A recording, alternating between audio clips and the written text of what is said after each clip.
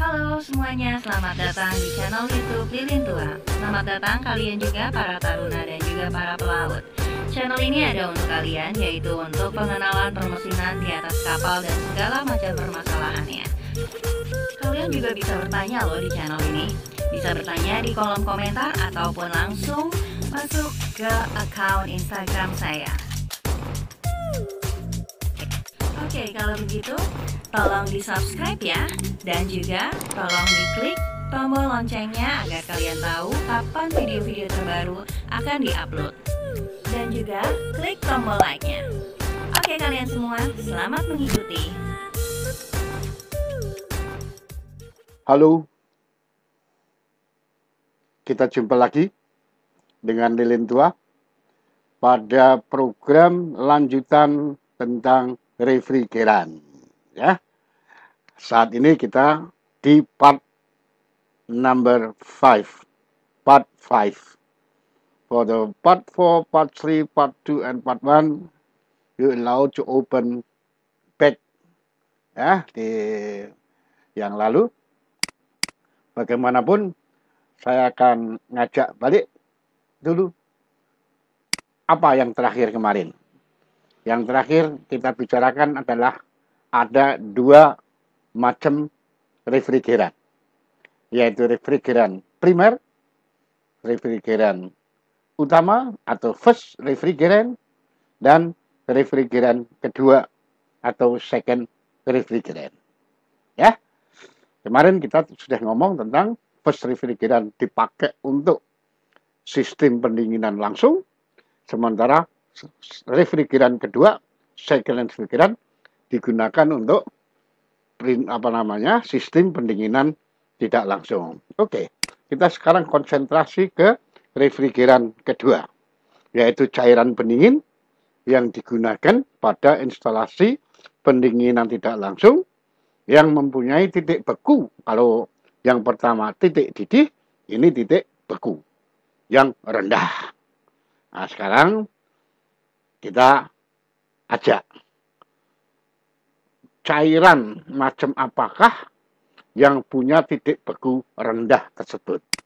Ya, kita lihat untuk pendinginan tidak langsung, kita mau pengen tahu cairan apakah dan di mana tempatnya. Kita ngulang yang lalu, bahwa refrigeran pertama dipakai oleh evaporator di dalam tugasnya mendinginkan refrigeran kedua. Evaporator dalam hal ini adalah alat penguap dari refrigeran pertama. Dalam menguapnya dia minta bantuan panas. Panasnya diambil dari refrigeran kedua. Nah, di refrigeran kedua ini, karena diambil panasnya pada suhu yang rendah, maka dia harus mempunyai sifat punya titik beku yang rendah. Karena dia harus mendinginkan kamar daging, dia harus mendinginkan muatan, dia harus mendinginkan yang lain-lain, ya, sehingga titik bekunya juga harus rendah. Kalau cuma air biasa, jadi es dah, baru 0, padahal dia harus minus. Oke. Jadi kita tahu, kita ngomong atau kita sudah tahu tempatnya, posisinya, fungsinya refrigeran kedua. Bahwa dia bisa dingin karena memang panasnya diambil oleh refrigeran pertama di dalam dia berproses menguap di evaporator. Di dalam dia berevaporasi, di dalam dia berevaporation, di dalam evaporator. Oke. Lalu jenis refrigeran kedua ini apa saja? Ya, pertama kita jumpai air. Air bisa dipakai sebagai refrigeran kedua kalau dibutuhkan untuk cuma mendinginkan saja, seperti cooler air di kulkas. Ada cooler air. Nah, itu dia fungsinya hanya mendinginkan, tidak lebih rendah dari 0 derajat. Ya, umpamanya 5 derajat, umpamanya 10 derajat, air segar. Ya, air yang 30 derajat awalnya diambil panasnya oleh refrigeran melalui evaporation di evaporatornya.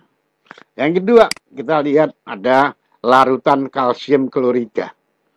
Larutan kalsium klorida inilah yang sering kita pakai atau yang sering dipakai di kapal-kapal. Walaupun ada larutan-larutan lain yang bisa dipergunakan untuk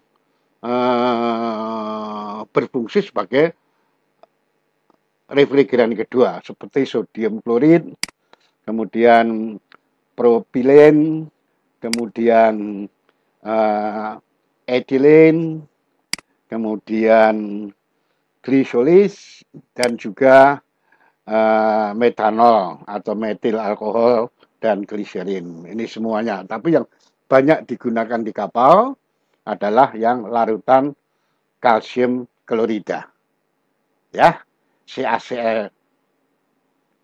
Kemudian bagaimana ini bisa mendinginkan nantinya, seperti yang tadi diceritakan awal bahwa dia didinginkan oleh refrigeran pertama. Tergantung untuk titik bekunya itu tergantung dari berat jenisnya. Jadi air yang dikasih kalsium klorida sekian persen itu akan menghasilkan larutan kalsium klorida yang berberat jenis sekian. Makin banyak dia campurkan larutan kalsium kloridanya, dia makin BD-nya makin besar, BD-nya makin besar, makin besar, makin besar, dan berat jenis ini berpengaruh pada titik beku. Makin besar BD-nya, makin kental, ya, makin cairannya banyak mengandung larutannya, serbuk itunya, maka makin banyak, makin turun titik bekunya. Nah, contoh yang paling gampang adalah air laut atau air asin. Nah, ini yang dipergunakan oleh kita di dalam mengatur ini sering digunakan. Contoh gampangnya adalah pembuatan es balok. Nah, yang kemarin juga pernah kita singgung. Ya, ada satu hal di dalam pencampuran ini tadi. Kita emosi barangkali supaya dia bisa mempunyai titik beku yang rendah sekali, dia kasih campuran yang banyak biar nggak nyampur lagi. Nah, ingat ada batasannya, titik batasan pencampuran di mana pada titik tersebut yang menunjukkan kadar dan suhu bekunya itu disebut eutectic point, titik eutectic, ya, di mana pada suhu dan kadar garam sesuai pada titik tersebut, yang ditunjukkan pada titik tersebut juga merupakan kadar dan suhu eutecticnya. Kita lihat, ya, ini adalah diagram yang berhubungan kaitannya dengan temperatur di dalam derajat Celcius. Jadi temperatur untuk pendinginan, untuk dibekukan, sementara yang garis mendatar itu adalah persentasi larutan yang diberikan pada air tersebut, cairan tersebut. Jadi makin ke kanan yang garis datarnya itu berarti menunjukkan persentasi campurannya makin banyak. Sebelum ketemu di titik eutectic, maka berlaku itu. Makin kental, makin banyak kadarnya, makin turun titik bekunya. Contohnya, pada saat dia dikasih sekian persen campuran, air dicampur sekian persen, ya, pada garis P, maka dia akan membeku pada titik Q, pada P. P memotong yang horizontal itu adalah besarnya persentasi kadar, persentasi campuran. Itu P nolnya ketemu, titik bekunya ketemu di G. Makin ke sini katakanlah di R, di N, maka pada titik beku N itu adalah garis lurus dari atas sejajar PS yang memotong garis datarnya itu menunjukkan kadarnya. Makin ke sini suatu ketika pada garis E, vertikal E memotong garis datar, maka ketemu yang namanya titik eutectic point.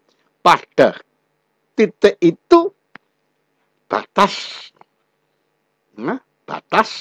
tidak beku lagi. Kalau diturunkan suhunya bukan beku tetapi ngerestal. Nah, jadi ngerestal, ngerak jadinya. Makin dikasih lagi bukannya tambah beku tapi tambah kerak, keraknya makin tebel. Jadi apa namanya? Cairannya tidak akan nambah titik nurun titik bekunya, tapi justru yang terjadi adalah pengkristalan. Sehingga pada batas tertentu kita memberikan campuran tersebut.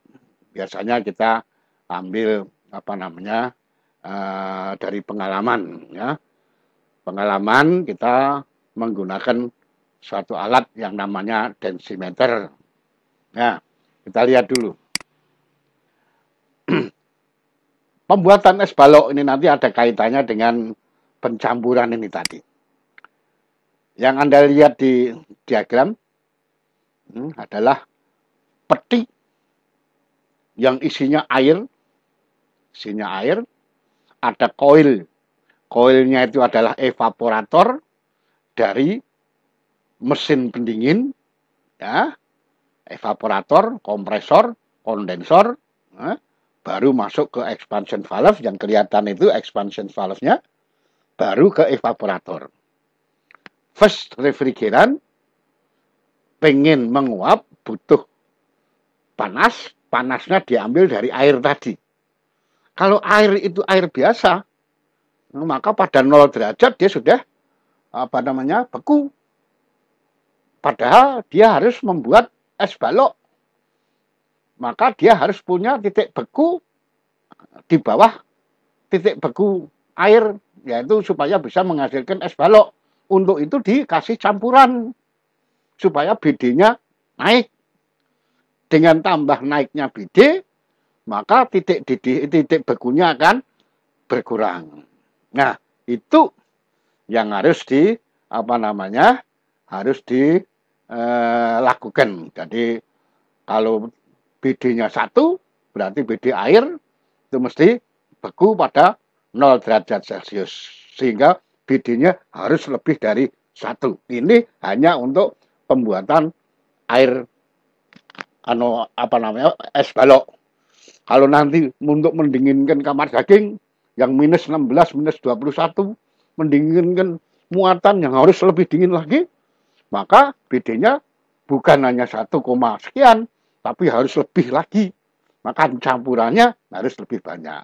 Untuk yang sederhana ini, masinis sudah harus tahu mengukur BD lebih dari 1, itu menggunakan alat yang namanya densimeter atau density hydrometer.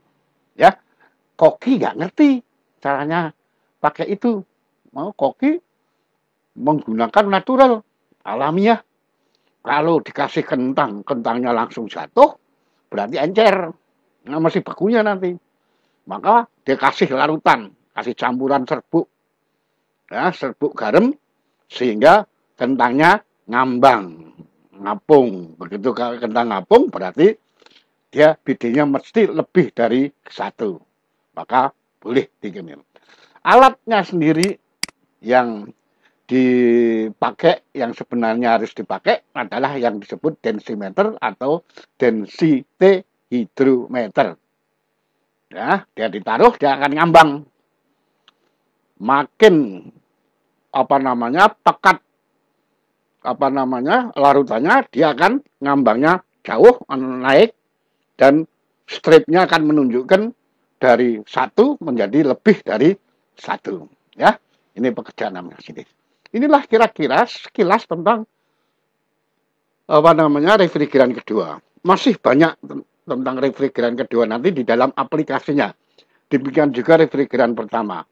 Ya, kita ngomong apa kelebihan amonia, apa kekurangan CO2, apa kekurangan amonia, dan juga tentang densimeter refrigeran kedua ini dipakai di mana. Nanti pada bagian aplikasi kita akan ketemu tentang yang lebih seru lagi, termasuk mencari kebocoran, termasuk bagaimana ngisi. Oke, kita cukupin hari ini dengan mengenal refrigeran kedua. Dan sampai jumpa besok tentang kompresor, proses kompresi menggunakan kompresor. Jadi kompresi dulu itu apa? Baru kita ngomong kompresor. Ini adalah part 5. For part 6 next, mudah-mudahan kita jumpa dalam situasi yang lebih sehat, lebih sukses, dan salam dari lilin tua.